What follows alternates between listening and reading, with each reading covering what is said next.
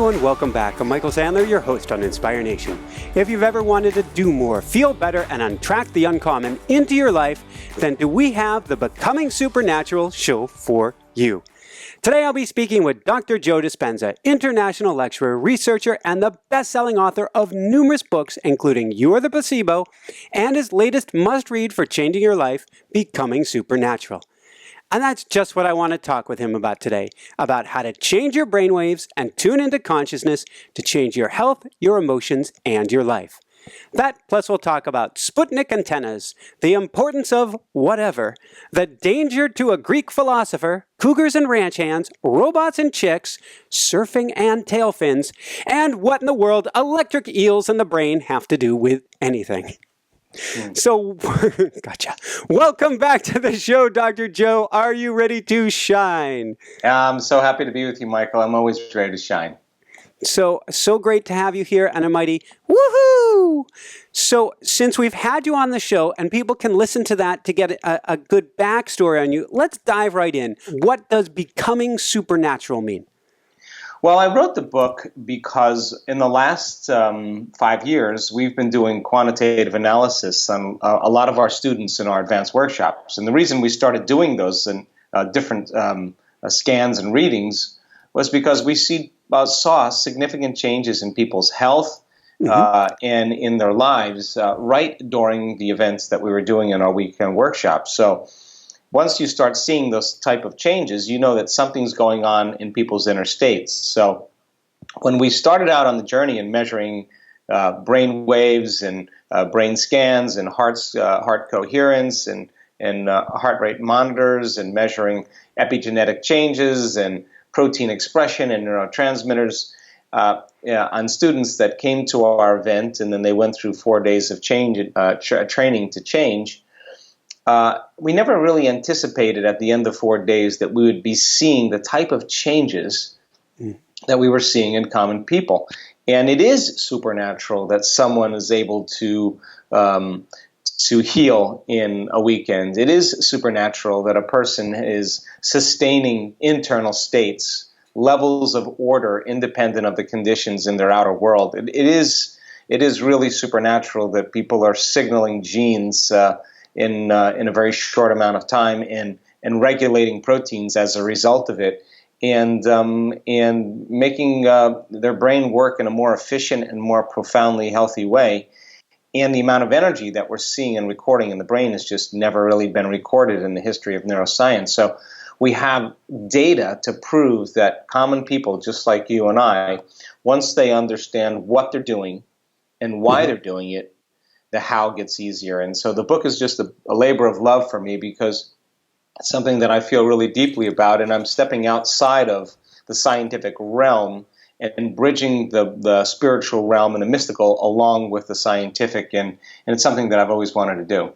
I love it. So let's actually talk a little bit about you as being a bridge and an experience you had early on. You'd finished writing an article on the pineal gland. You sat back at night to let the body go to sleep and the mind to have some fun. Put mind in quotes there. What happened? Well, one of the fascinating things that I enjoy more than anything else is having very profound mystical experiences, the type of mystical experiences that are so real, they're more real than the world we live in. And when you have one of those inner events that are so profoundly intense, I think it changes us on an implicit level, changes us to such a degree that we can't go back to being the same person again. So my interest over the last 10 years personally has been about the mystical moment. So I know that the pineal gland is responsible for making serotonin and melatonin, but I had written this article about its derivatives and its metabolites that fit into the same receptor sites as serotonin and melatonin, but it's an upgraded version of melatonin. And when it fits right into the lock and key mechanism, the brain switches on in a very different way. So I had written this article, and I was discovering all these metabolites that were profound chemicals that are facilitators of that mystical moment. And so I just kind of leaned back on the couch. My kids had just gone to sleep. I was reviewing all the things I had to do the next day. There was a beautiful fire going. It was winter in the Northwest. and I was sitting back on this lounge, and I just kind of leaned back and closed my eyes, and I just had the thought of, where are you? Where is the pineal gland anyway? So then I moved my awareness to where the gland rests in the brain. And the next thing I know, I all of a sudden have a very strong lucid moment where I see a big timepiece, like a pocket watch, but gigantic. And I see the timepiece, all of a sudden I see the hands moving. And the moment I see the hands moving forward in time and backward in time, I realize that the pineal gland, the message I'm getting, the strong symbolism, is that it's a kind of a timepiece that allows us to tune in to different time and spaces. So in the next moment, I'm standing next to myself as a child, and I'm laying in bed as a 7-year-old child, and I know that I have a fever. And I remember when I look down at myself, I remember the moment. It comes to my awareness, and I have the covers up to my nose, and the next thing you know, I'm watching this kid do the same exact thing that I was just doing on my couch in my home, which when I got fevers as a child, I loved fevers because I would go dimensional. I would have these really wild fever dreams. So I was allowing my body to fall asleep, and I was staying awake, and I was having all these very profound mystical moments. And I was trying to figure out, as a 7-year-old kid, how time works. And I don't know how I was possessed by that, but I remember then thinking about it quite a bit, and I saw that it was kind of like a 3-dimensional checkerboard. And I just fell in love with this kid that was 7 years old and really making an effort to understand this concept called time. And the moment I fell in love with him, I realized in that exact second that the love that I was feeling for him in that moment was actually drawing him to me into the future. I don't know how else to say that in any other language. And then the scene fades, and the timepiece appears, and all of a sudden it goes forward in time. And the next thing you know, I'm outside of my home, but I'm not me, Joe Dispenza. I am me, Joe Dispenza, but not in that time. I'm kind of an upgraded version, a more enlightened sense of me. And I'm walking through the backyard, through the gardens, barefoot in the middle of winter, and everything is so profoundly powerful. I'm feeling my feet on the ground. It's cold, but I love the cold. I'm walking across these basalt, beautiful stones that are lining the fire pit, and I'm feeling this incredible amount of love for life, a joy for existence, a freedom of expression. And as I'm walking along, I see this fountain that my brother and I built, and all of a sudden, this little tiny, beautiful, beautiful woman in white, it comes out from behind the fountain, and there's another woman there that's normal size, and she's kind of her guardian. And this little woman looks at me, and all of a sudden, the love that I'm feeling in my chest is amplified by 100 times. And I remember thinking, I can't imagine there's more love to feel than the love that I was just feeling, but there is more love to feel. And I was so caught up in that feeling that I had forgotten why I was walking in the backyard in the first place. And all of a sudden, I became aware of why. And I looked over and I saw myself in the kitchen a couple hours before washing dishes. And I glanced over at my present self as my future self. And I just looked at this guy and I fell in love with him. And I realized that I understood his challenges. I understood his mind and how he loved to piece together concepts and ideas. And I started feeling this incredible love for him. And me, as the Joe Dispenza washing the dishes, I remember now washing the dishes, and I stop a couple hours before thinking that somebody is watching me in my backyard. And I remember the lights from the kitchen were creating a glare, like a reflection, so I couldn't see in the backyard. But I remember leaning forward and looking through the window to see if anybody was out there. In one instant, And it was you. And it was me. And I realized in that moment that my future self knew things about me that no one else could know, but was me just more in love with life and more in expressing a greater degree of love. And in that instant, I realized that the future me that was in my backyard was calling me, the present me, to it with this energy of love. And that kind of started me on this whole journey of taking a closer look at the mystical and really bridging those two worlds.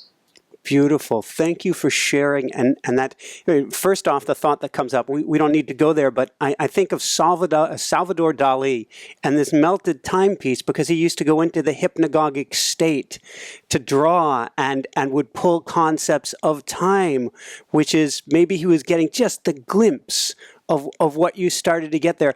Maybe where we should go is your understanding of time, I think, has been radically altered. And you say that we have to master the concept of the present moment. What does that mean? Well, there's so much talk about the present moment and being present in the power of now, but most people, they spend the majority of their life, 95% of the time, either living by some past emotion or some past habit, or anticipating the future based on the past. And so we're very rarely in the present moment. And paying attention is being present. And it's a skill, just like anything else. The more you practice it, the better you get at it. So think about it. If feelings and emotions are the end product of past experiences, and you can remember experiences better because you can remember how they feel. If you wake up in the morning and you have to search for the familiar feeling called you every morning, and that feeling is unhappiness or frustration or lack or insecurity or fear, the moment you get in touch with that emotion, you're starting your day from the past, because the emotion is a record of the past. Now, if that emotion is connected to memories that are mapped neurologically in your brain of certain people at certain places at certain times with certain things, then the moment you feel that emotion, you associate that emotion with the past memory, then you're activating circuits in your brain from the past. So if how you think and how you feel creates your state of being, and thoughts are the vocabulary of the brain, and feelings are the vocabulary of your body, then your entire state of being is in the past. And most people are living in the past. So their body is their unconscious mind, and it doesn't know the difference between an experience in their life that creates an emotion and an emotion that they're creating by thought alone. To the body, it's exactly the same. So those emotions start driving people's thoughts. And if they can't think greater than how they feel, and feelings have become the means of thinking, and they believe that their thoughts have something to do with their destiny, then they're thinking in the past. So they're creating more of the same life. And by the same means, if they wake up in the morning and they come back to their senses and they start out with the same routine that they did yesterday, and they're going through a series of routine habits of going to the toilet, making coffee, eating breakfast, taking a shower, driving to work the same way, then we could say, for the most part, a person's future is nothing more than a replication of the past, and they're not in the present moment. And if they keep doing that over and over again, that becomes a habit. And a habit is a redundant set of automatic, unconscious thoughts, behaviors, and emotions that's acquired through frequent repetition. A habit is when you've done something so many times, the body has become the mind. So for most people, their body is dragging them into a predictable future, and they're on autopilot based on what they've done in the past, and they've lost their free will to a program. So then, teaching people then how to keep their attention in the present moment and take their attention off their body, take their attention off of people in their life, take their attention off of things they own or objects they possess, places they have to go, and even time itself, is the act of becoming pure consciousness. And that's when we begin to disengage from the emotions of the body in the past and the habituations of the body living in the future based on the past. And so that process, then, think about it.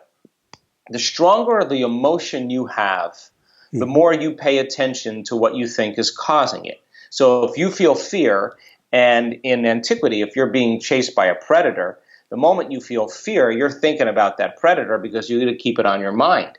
So now what if it's not a predator, but what if it's your coworker? What if it's your boss? What if it's your ex? And the stronger the emotion you feel for those people, the more you're keeping your mind and your attention on them.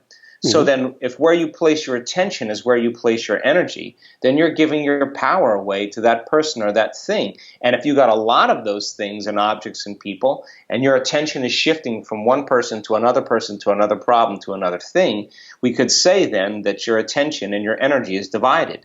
And you don't really have any energy for healing, any energy to create a new life, any energy for a mystical moment. So then breaking that association and being in the present moment requires you becoming conscious of when you're feeling guilty or feeling insecure.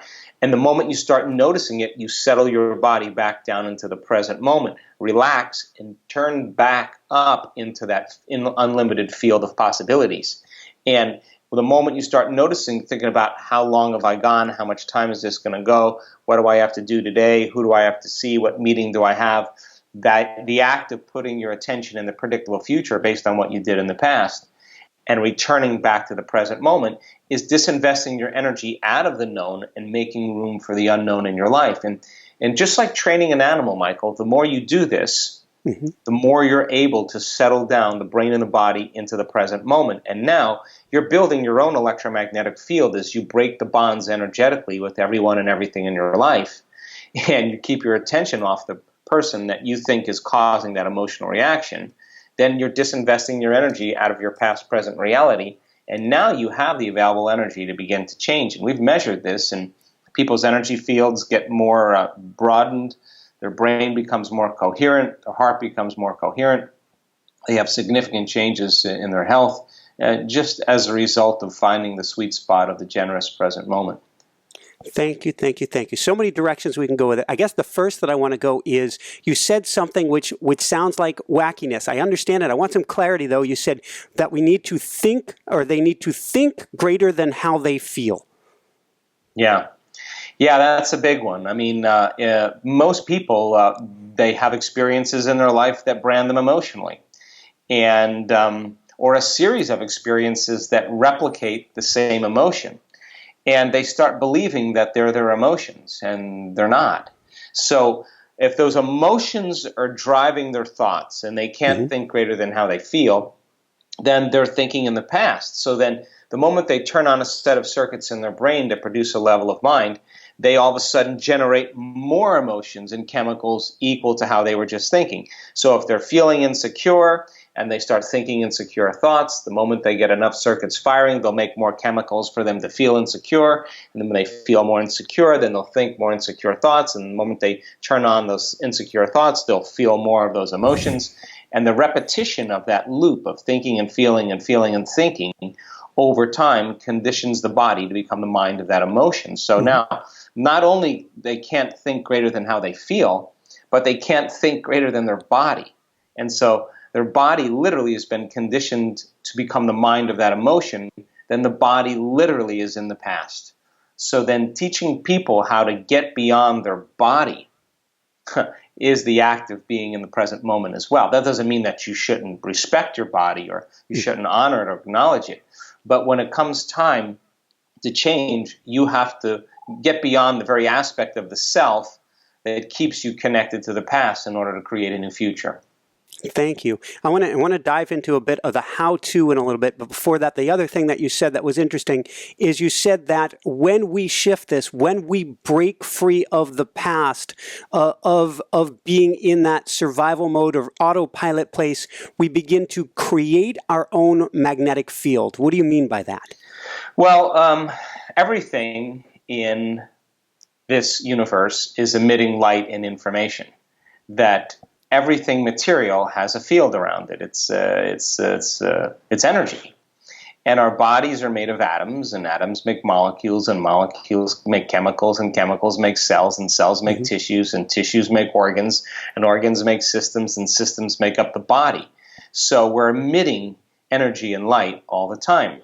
Now, we lose that energy or we mismanage that energy when we turn on that fight or flight nervous system or the stress response. So the moment we start becoming stressful and we react, in antiquity, we reacted to conditions in our environment we have to draw from the body's resources and turn it into chemistry. So the act of reacting with fear or aggression or sadness or pain or whatever, we're literally tapping the body's vital energy and turning it into chemistry, and the field around the body begins to shrink. When that happens, we become more matter and less energy, more particle and less wave. Now we're diminishing our light field. So then, how do we build our own light field? Well, in fact, as we begin to lower the volume to those emotions and keep our attention off the cause of it, and we begin to settle back down into the present moment, if we keep doing that, energy is liberated from the body. Now that energy that's stored in the body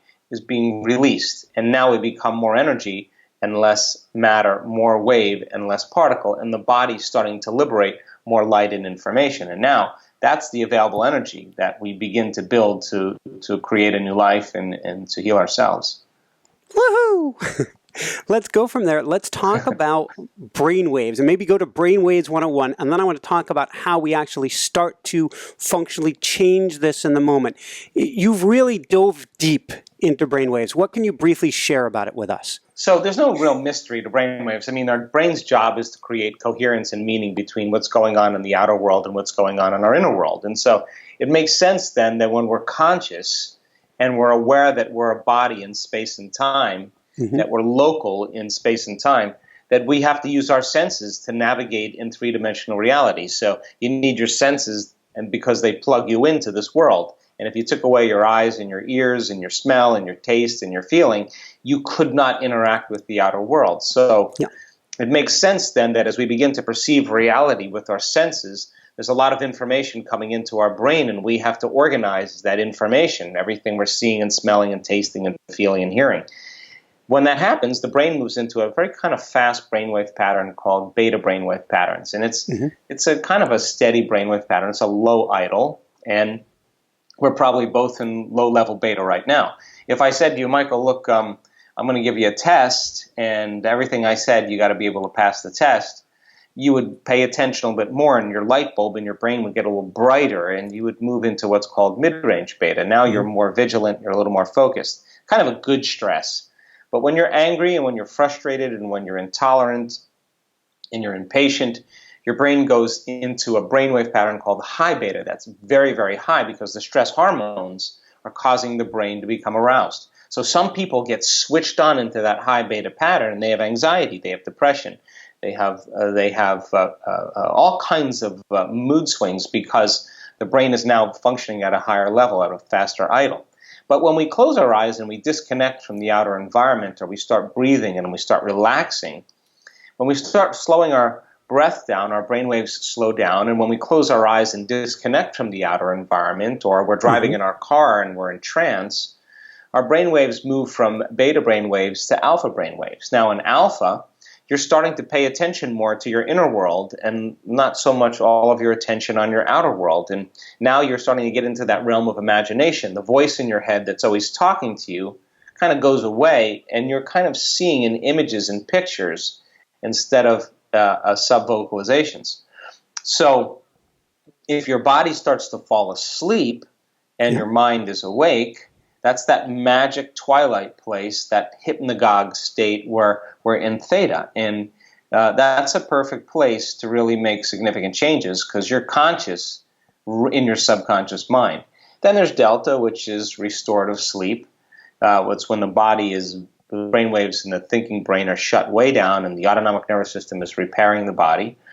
And then there's gamma brainwave patterns, and that's when the brain becomes highly aroused. But the arousal is not coming from a predator in your outer environment. The arousal is coming from within.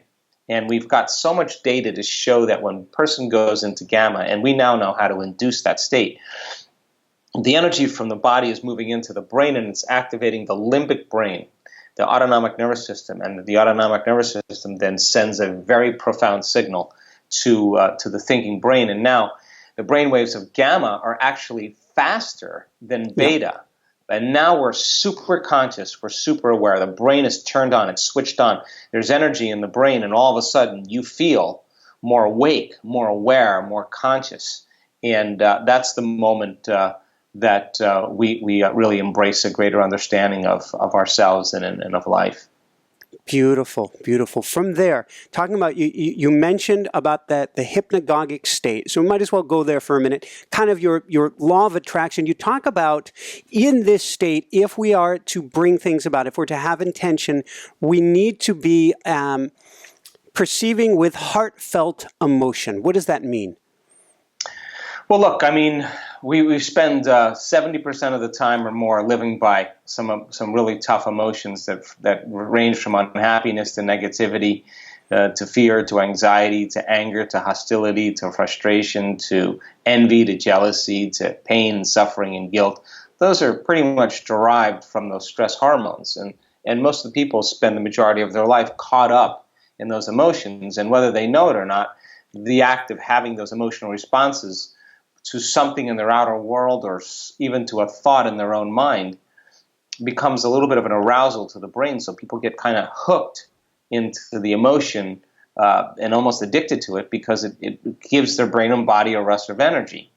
So we now know that when a person starts feeling an elevated emotion, an emotion like gratitude or appreciation, or joy or freedom or inspiration, that those emotions have a very different effect on the body, a different effect on the immune system, a different effect on the heart. When you're angry and frustrated, your heart beats very incoherently because it's ready to run from a predator or hide from a predator or fight a predator, but no one's running or fighting or hiding. And so it's like stepping on your gas pedal and your brake at the same time. It starts to create a lot of incoherence in the heart, and the heart has its own little individual brain.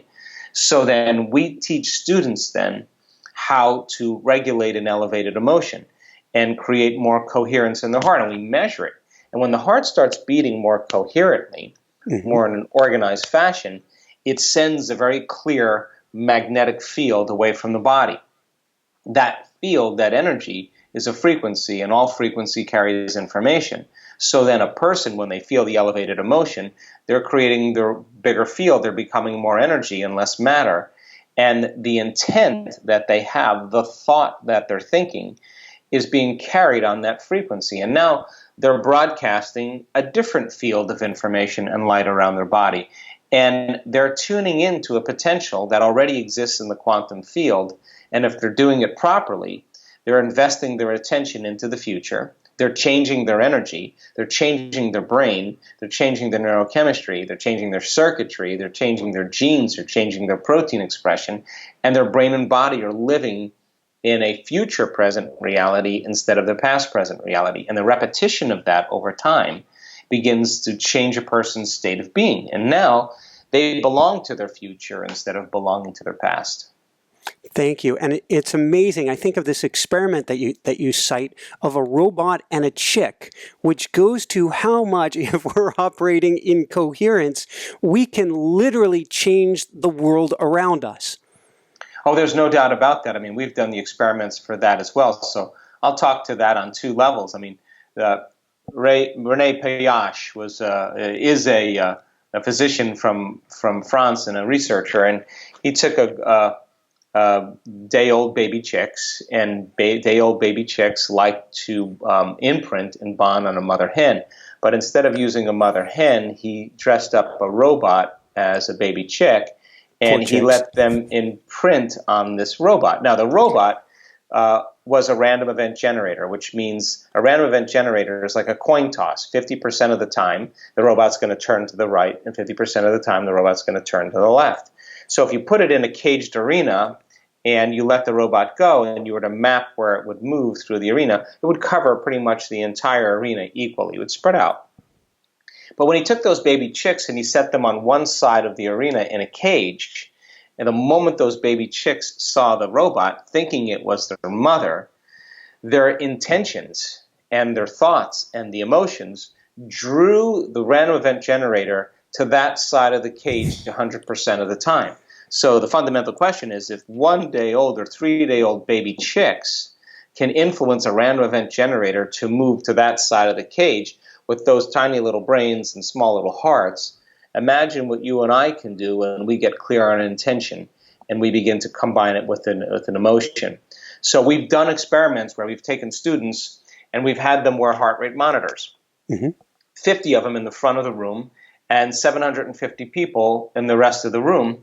And everybody else in the room would call up an elevated emotion, feel that elevated emotion, sustain it, then broadcast it beyond their body, and then lay the intent, the thought on that energy for the greatest good of everybody wearing the heart rate monitors in the front of the room, that their lives be enriched, that their bodies be healed, that the mystical find them, that their dreams be manifested and realized, and do that just for 10 minutes. Well, it's kind of interesting that so many people go into heart coherence that are wearing the heart rate monitors at the exact same time, on the exact same day, in the exact same meditation, which means then everybody's influencing those people's autonomic nervous system in a very remote way.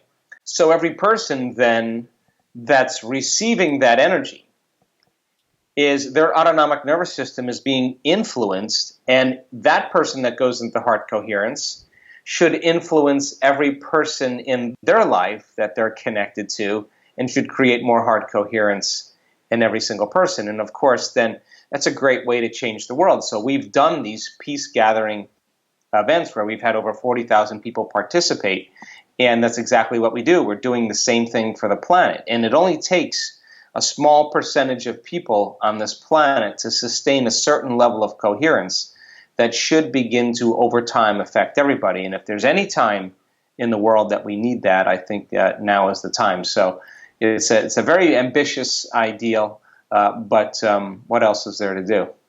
I love it. And, we had on Lynn McTaggart just last week. She's got the American Peace Intention experiment she was doing. So I love the synchronicity of this. And I asked her that question. I might as well geek out and ask you. Then I want to dive into just some brief how-tos. What do you think is up with the fabric of the universe that it's designed that the more we come together and the more we get in coherence, the more we can do? Yeah, the quantum field is an invisible field of information that exists beyond space and time.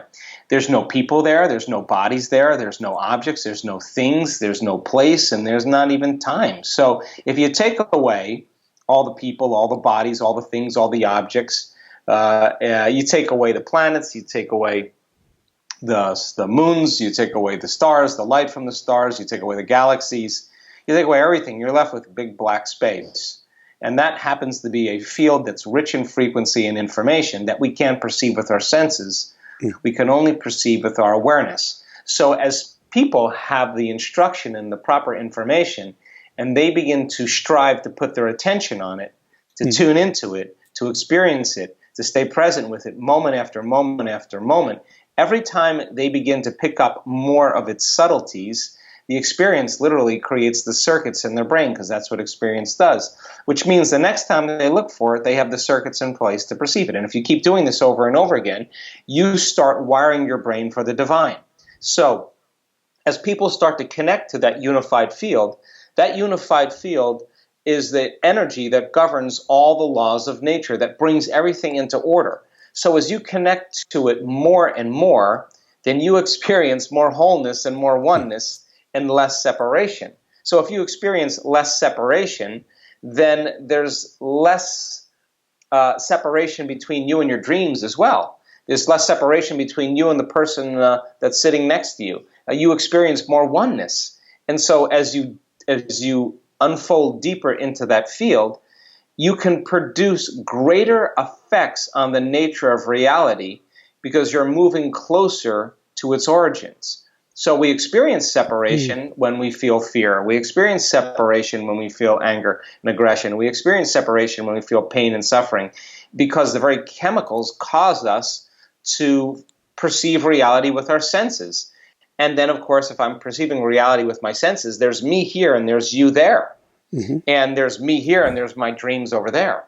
But as we connect to it more and more, as we get closer and closer to it and we experience more of it, then we should be able to produce a greater effect on the nature of reality, because we're more connected to the very field of information that really organizes matter into form. So we're climbing upstream to be able to produce an effect downstream. Woohoo! On top of meditation, and by God, I've got to get to one of your events. We'll talk about your events coming up in a minute. What can we do on a moment-by-moment basis when we catch ourselves and realize we're riding our emotions? Look, I mean, there's nothing wrong with an emotional reaction. I still have them. I mean, we all do. The question is, how long are you going to have it? That's the real question. And if you can't break that emotional reaction, then it means on some level you must be addicted to that emotion, because an addiction is something you think you can't stop. Mm-hmm. So imagine then, when you start reacting, most people don't think that they have the ability to stop it, so they don't. They think the person out there is doing it to me, or that situation is creating it. So once we say that, we're victims because we have no control over ourselves.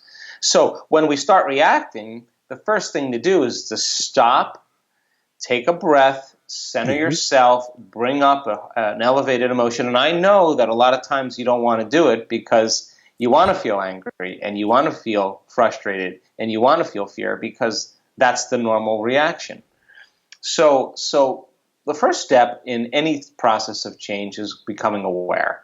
So you may just say, my gosh, now I'm aware that I'm angry. Now that I'm aware that I'm fearful. That's the first step. The second step is doing something about it. Taking a moment, excusing yourself from the conditions in your life just for a few minutes.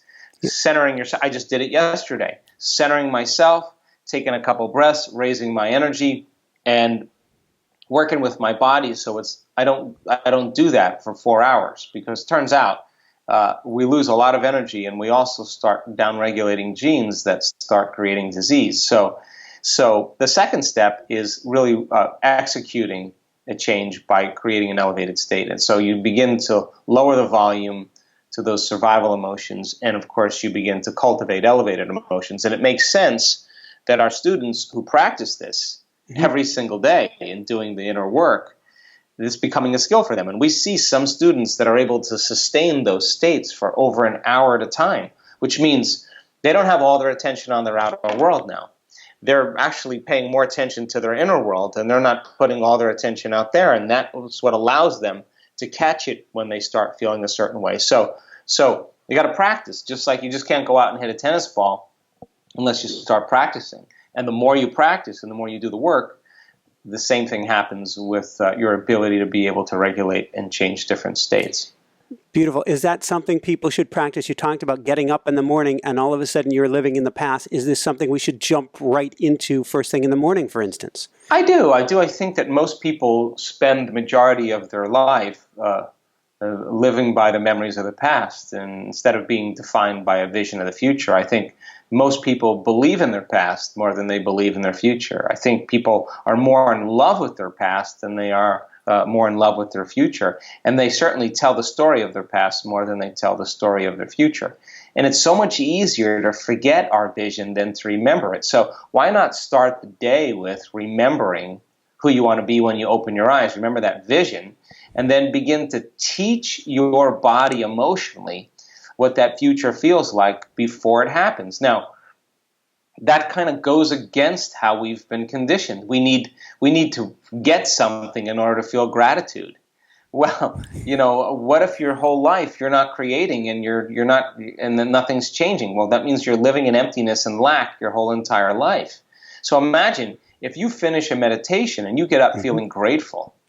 Then you feel like you already have what you've created, and you have less lack or separation. You feel more whole, and so you're less likely to force outcomes and control outcomes in your life because you feel like it's already happened. So starting your day by changing your brain neurologically and neurochemically, and changing your body chemically and genetically to live in the future present instead of the past present, and be able to maintain that modified state of mind and body your entire day. Just get ready, because if you're able to do that, you'll start seeing synchronicities and opportunities and serendipities and coincidences happening in your life, because that's the side effect of a change in energy. It's a side effect of changing our state of being. Woohoo!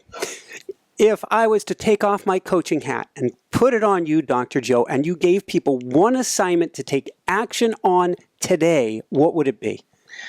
Well, I think probably the first thing I would have people do is to really decide what they want in their life. I mean, that's the first step. Decide what your future could look like, and get clear on what that vision is, and write down the specifics of what you want in your life, whether it's with your family or your career or with a relationship or whatever it is, and get clear on what that vision is of yourself in the future, and then write down the emotions of how you'll feel when it happens. Will you be joyful? Will you be enthusiastic? Will you be filled with energy? Will you love your life and be in a constant state of gratitude?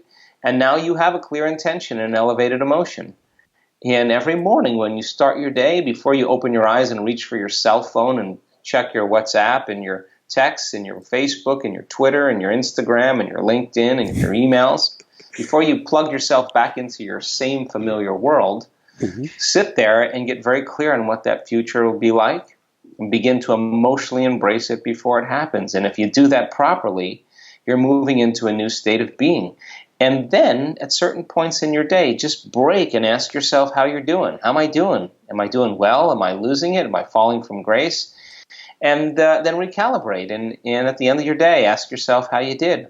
And if you keep changing your state of being over and over again, your state of being is your personality, and your personality creates your personal reality. And when you start seeing those changes in your life and those synchronicities, the energy and the excitement of the surprise of that event is going to inspire you to create again. And I think that's how we move from victims in our lives to creators of our lives. That's what I call a woohoo! So on that note, where can people go to find out more, to find your clinics? Jessica wanted me to mention she went to a progressive workshop in Philly in December. She came back on fire. She said, mention to Dr. Joe, she had a choice, either work on a tax audit or go. And she went to the event. She set the best intentions possible with the tax audit, and the best outcome came. Yeah, that's how it works. And the beauty behind me writing Becoming Supernatural is that exact reason. Common people like you and I are doing the uncommon. If you teach them the what and the why, the how gets easier. And so we do progressive workshops all around the world. I mean, my website is www.drjoedispenza.com, where we do progressive workshops, weekend workshops. We have a few left this year. And then we're changing the whole model next year. We're going to put our progressive workshops as an online course. And I'm not teaching 4-day advanced workshops any longer. I'm going to teach 1 week long workshops, advanced workshops, because by Saturday, when people are breaking through after 19 advanced workshops, gosh, I'd love to have them for a few more days to really see them do some really cool things. So the new book's available, the workshops are available, and I really do think that this is a time in history where it's not enough to know. This is a time in history to know how, and I'm a pragmatist, so getting down and doing it always gives people the opportunity to impress themselves. Awesome. And I wanted to mention you've got an event, Progressive Austin, Texas, December 8th to 10th, week-long retreat, Port Aventura Resort, and Tarragona, Spain. I'm sure I'm not getting that right. January 8th to the 14th, and a new type of event. And you'll have another new type of event, which is what you're talking about in Berlin in May. Exactly. So before I let you go, I've got to ask any last words of wisdom, but something I found at the end of your book, Becoming Supernatural, was very profound. The importance of asking the question, what would love do? Yeah, I mean, look, it's so easy to surrender that idea because of some circumstance in our life. But I mean, when you start asking the question, what would love do, if you're truly in that place, the thing you would probably do is you'd probably forgive. You'd probably let go, you'd probably heal, you'd probably express, and probably be a whole lot more connected to everyone and everything in your life. And so I think it's the glue that holds it all together, and I think when you and I keep practicing doing that, it's not natural in the beginning, but the only way we become supernatural is we have to start doing what feels unnatural. And if we keep doing it over and over again, we will become supernatural. Amen. Any last words of wisdom you want to share, Dr. Joe? Oh, gosh darn it. I just think it's a great time to be alive right now. I think that people are waking up, And I think that everybody, no one is so special to be excluded from this phenomenon. And this is a time where we have to start living all the changes we'd like to see in the world. Could not agree more. Well, thank you so much. This has been fantastic. A lot of fun. I'm so glad the bandwidth held in there for us. So I think this is so important for us, so for everyone. So thank you. You're welcome, Michael, and thanks for doing the work that you do. I really appreciate it. Thank you so much. So for everyone out there, this is Michael Sandler saying, be well, have fun, get becoming supernatural, and begin becoming supernatural yourself today. And shine bright. Woohoo! Thank you so much. Thank you, Michael. Thanks so much for watching. If you enjoyed it, be sure to like below. Also, leave your comments. Have some real fun with it. Subscribe to our channel where you're going to get more great videos, more interviews coming up. And check out our website, inspirenationshow.com. That's where you'll find tips, blogs, information, videos you won't find anywhere else, and useful and helpful resources to really help you kickstart your life and to shine bright. Thanks so much again. Thank you for your support. Like, comment, subscribe. See the website. Thanks so much and have fun. Of course, shine bright. Woohoo!